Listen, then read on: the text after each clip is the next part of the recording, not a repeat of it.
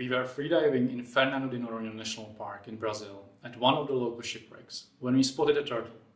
It was hiding under part of the wreck and we were able to get very close to it and suddenly realized that it's not hiding there, but stuck and can't move.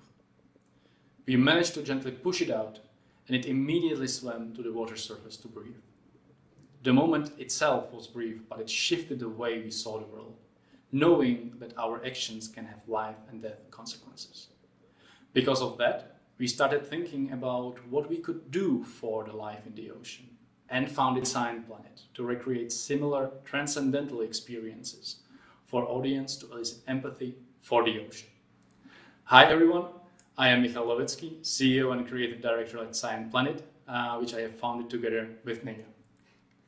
Hi, I'm Ninja. I'm environmental scientist and marine biologist.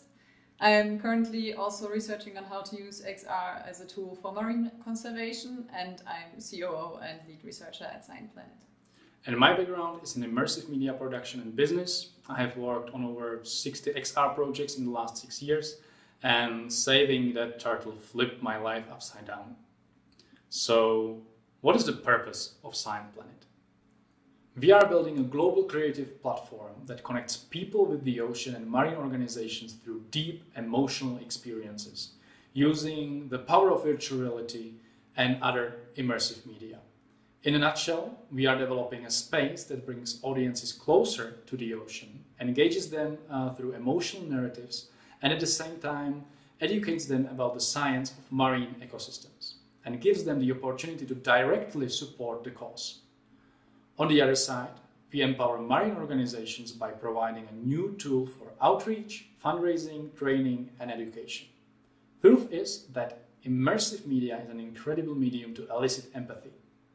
It is a powerful tool for marine conservation, and Science Planet is committed to finding ways to turn that empathy into real-world impacts. We are working with different formats of immersive media, and in this presentation we just want to give you a short overview on a few of our projects and their impacts.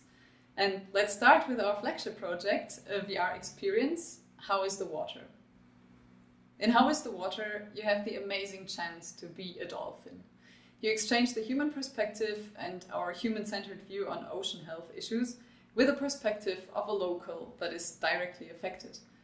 We developed an entirely new locomotion system for full immersion to let you swim like a dolphin in VR environment, and created a voice system to let you communicate with your dolphin family in a universal dolphin language. The marine animals react to you as they would react to a dolphin, and you can use echolocation, hunt, collaborate with other animals, and explore an ocean teeming with life. With this approach, you become a part of the marine ecosystem and experience firsthand what is happening under this homogeneous water surface, which is hidden for most people. And we are happy to see that this approach of changing your view on the world resonates greatly with so many people. We were selected for Biennale College Cinema VR, New Images Festival, Cannes Film Festival XR Development Showcase, and received funding from Bavarian Film Commission. And more importantly, we are successfully building an impact network around this project, now consisting of over 30 organizations passionate about bringing this experience to schools and people worldwide. A very different example of an immersive media project as a tool for marine conservation is our sponge space, a virtual space in the shape of a marine sponge, and you yourself of the size of a microorganism, inhabiting this sponge and seeing the reef life in a very different dimension. We wanted to get away from this usual megafauna-oriented perspective that humans used to take. The people are generally interested in whales, sharks or mantas, everything that is really large and beautiful. But the smaller organisms on the bottom of the food chain are as relevant and deserve much more attention and also empathy like the big ones. It was also very nice to draw attention to these, we call them unsexy species, like marine sponges, because usually you would look at the corals in a reef. The corals are always the stars. But it's important to acknowledge the diversity of organisms in every marine ecosystem. And it was really great to see the enthusiasm that people suddenly had for marine sponges after visiting our sponge space. It is also great how easily you can incorporate inter- and transdisciplinary approaches. We have, for example, the Sponge Space Trash Takeover.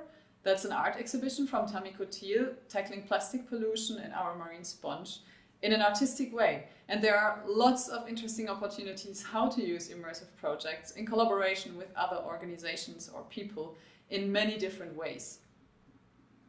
We also work with 360 Video to help local NGOs with their outreach and give people a direct impression what these organizations are working on. It is often challenging for these organizations to communicate efficiently what they are doing because the effect is usually visible below the water surface, and that is difficult to comprehend for most people. And here comes in a very important aspect when we are talking about raising awareness for evoking empathy for life in the ocean. Because it is an entirely different thing than trying to elicit empathy for humans or for life on land. People can relate to changes on land. The big fires in Australia and California, shocking events. We can relate to that. We know trees, we know fire, we see that something is different after a forest burned down. We see the destruction. But overfishing, ocean acidification, it is intangible for us. We cannot relate to it. It is not a part of our daily life, and only a minority of people have ever seen the effects in real life, for example on a coral reef. We simply do not live in the ocean. And this is the difficulty that marine conservation organizations face, communicating what they are working on, what they are protecting and restoring, trying to evoke empathy for something that has no place in our daily lives. That's the real challenge. But of course, immersive media is not only helpful for outreach and science communication, but also for the actual work for marine conservation. We had, for example, one project, an interactive 360 video that we created with Montenegro Dolphin Research, where you spend one day as a researcher. And you get a first-hand insight into their work, what a marine mammal observer does. You take pictures of dolphins, you have to identify the individuals you took pictures of, and so on. And this was first meant as an outreach tool, but they now also use it to train their new volunteers, which is a wonderful multi-purpose use of this interactive experience, not only as outreach, but also as training. Immersive media is already used a lot for training purposes, especially in medical care or in dangerous activities like firefighting, and there is a lot of research on the effectiveness and efficiency of immersive training. But ocean science, on the other hand, is usually also connected with difficult activities that cannot easily be replicated or faked. And working on or in the sea is often also very expensive, even if it's just a scuba dive. However, there is almost no research on how to use immersive media to support marine conservation efforts in the field, which is why we are also investigating the use of XR for marine conservation with multiple research projects, and I'm happy to answer any questions about that later if you are interested. There are so many ways to use immersive media for marine conservation, and currently we are just scratching the top of it, especially the possibility of multi-purpose use and delivery. So we are really excited to work with this medium and are looking forward to the next year when we can hopefully get back out into productions and work with marine organizations to evoke empathy for the ocean and act for marine conservation.